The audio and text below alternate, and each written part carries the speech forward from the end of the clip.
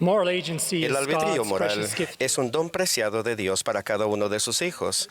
Somos libres para escoger la libertad y la vida eterna por medio del gran mediador de todos los hombres o escoger la cautividad y la muerte según la cautividad y el poder del diablo.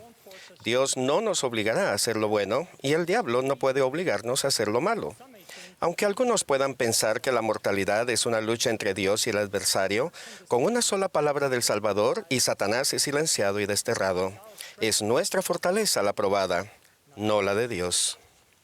Al final entonces cosecharemos lo que nuestras decisiones hayan sembrado. ¿Qué dice la suma de nuestros pensamientos, deseos, palabras y acciones en cuanto a nuestro amor por el Salvador, sus siervos escogidos y su iglesia restaurada?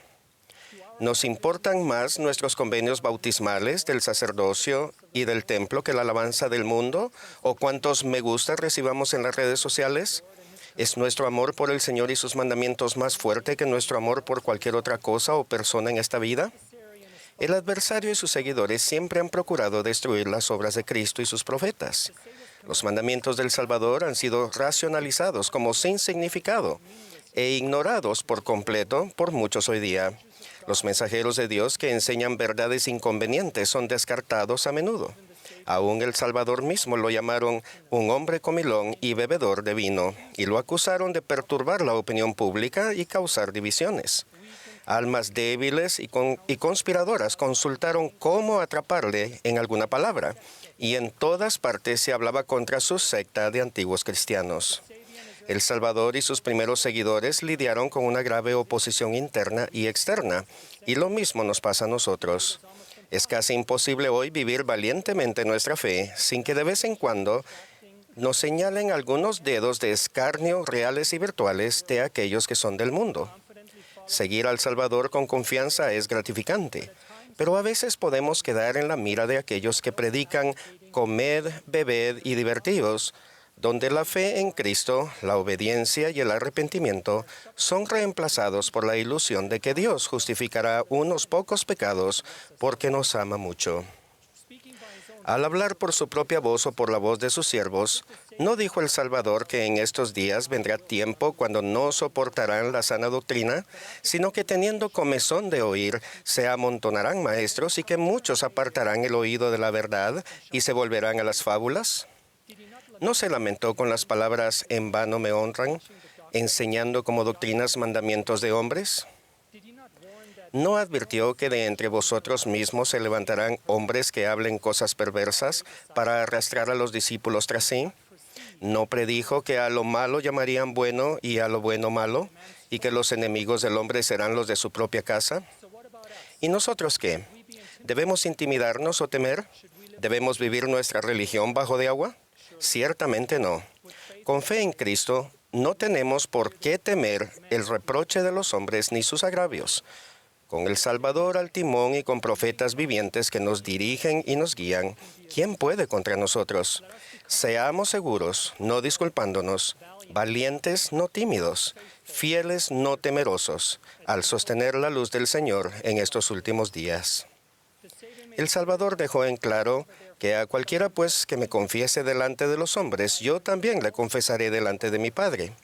Y a cualquiera que me niegue delante de los hombres, yo también le negaré delante de mi Padre. Por consiguiente, aunque algunos preferirían a un Dios que no dé mandamientos, testifiquemos con audacia que tal como expresó el elder D. Todd Christofferson, un Dios que no exige nada, tiene la misma función de un Dios que no existe. Aunque algunos preferirían ser selectivos con los mandamientos que obedecen, aceptemos con gozo la invitación del Salvador de vivir de toda palabra que sale de la boca de Dios. Aunque muchos crean que el Señor y su iglesia aprueban que hagamos cuanto nuestro corazón desee, proclamemos con valor que es un error seguir a la multitud para hacer el mal, ya que las multitudes no pueden hacer bueno lo que Dios ha declarado que está mal. Oh, recuerda cuán estrictos pero liberadores son los mandamientos de Dios. Enseñarlos claramente en ocasiones podría verse como un acto de intolerancia. Por lo tanto, demostremos respetuosamente que no solo es posible, sino esencial, amar a un hijo de Dios con creencias diferentes a las nuestras. podemos aceptar y respetar a los demás, sin endosar sus creencias o acciones que no se alinean con la voluntad del Señor. No hay necesidad de sacrificar la verdad sobre el altar de la simpatía y la aceptación social. Sion y Babilonia son incompatibles. Ninguno puede servir a dos señores. Recordemos la punzante pregunta del Salvador: ¿por qué me llamáis Señor, Señor, y no hacéis lo que yo digo? Demostremos nuestro amor por el Señor mediante una obediencia sincera y voluntaria. Si se sienten atrapados entre su discipulado y el mundo, por favor recuerden que su amoroso Salvador invita a todos, pues los brazos de misericordia se extienden a ustedes y Él dice: arrepentíos y os recibiré. El presidente Nelson enseñó que Jesucristo realizará algunas de sus obras más poderosas entre ahora y cuando regrese. Pero también enseñó que quienes escojan el sendero del Señor puede que pasen persecución. El ser contados dignos de sufrir vergüenza por su nombre puede a veces ser nuestra parte al permitir que su voz tenga prioridad sobre cualquier otra. Bienaventurado, dijo el Salvador, es el que no halle tropiezo en mí. Aprendemos también que mucha paz tienen los que aman tu ley y nada los ofende, nada. Así que preguntémonos: ¿estoy perseverando por un tiempo, pero cuando la aflicción o la persecución por la palabra aparece, me ofendo? ¿Estoy firmemente edificado sobre la roca de Jesucristo y sus siervos? Los relativistas morales sostienen que la verdad es simplemente un esquema social y no absolutos morales. Lo que en verdad están diciendo es que no existe el pecado, que lo que haga un hombre no es un crimen. Una filosofía cuya autoría el adversario reclama con orgullo. Por lo tanto, tengamos cuidado con los lobos vestidos de ovejas, que siempre están reclutando y que suelen emplear sus dudas intelectuales para cubrir las fallas de su conducta. Si realmente queremos ser discípulos valientes de Cristo, encontraremos la manera de serlo. De otro modo, el adversario ofrece tentadoras alternativas. Pero como discípulos fieles, no debemos disculparnos por nuestras creencias, ni retractarnos de lo que sabemos que es verdadero. Para concluir, unas palabras sobre los 15 siervos de Dios sentados detrás de mí.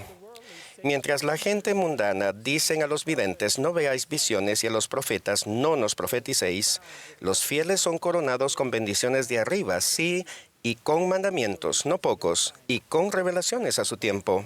No es sorpresa que estos hombres sean los pararrayos de aquellos que están descontentos con la palabra de Dios, según la proclaman los profetas. ¿No se dan cuenta de que ninguna profecía de la Escritura debe ser de interpretación privada o el resultado de la voluntad humana, sino que los santos hombres de Dios hablan ahora siendo inspirados por el Espíritu Santo? Al igual que Pablo, estos hombres de Dios no se avergüenzan del testimonio de nuestro Señor y son sus prisioneros, en el sentido de que la doctrina que enseñan no es de ellos, sino de aquel que los llamó. Como Pedro, no pueden dejar de decir lo que han visto y oído. Testifico que la primera presidencia y el quórum de los 12 son hombres buenos y honrados que aman a Dios y a sus hijos y que Él los ama. Debemos recibir sus palabras como si vinieran de la propia boca del Señor con toda fe y paciencia, porque si hacemos estas cosas, las puertas del infierno no prevalecerán contra nosotros y Dios el Señor dispersará los poderes de las tinieblas de ante nosotros. Ninguna mano impía puede detener el progreso de la obra. Avanzará triunfante con o sin nosotros.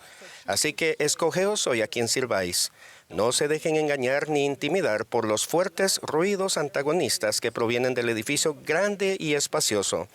Sus decibeles desesperados no se comparan con la serena influencia de la voz suave y apacible en los corazones quebrantados y los espíritus contritos.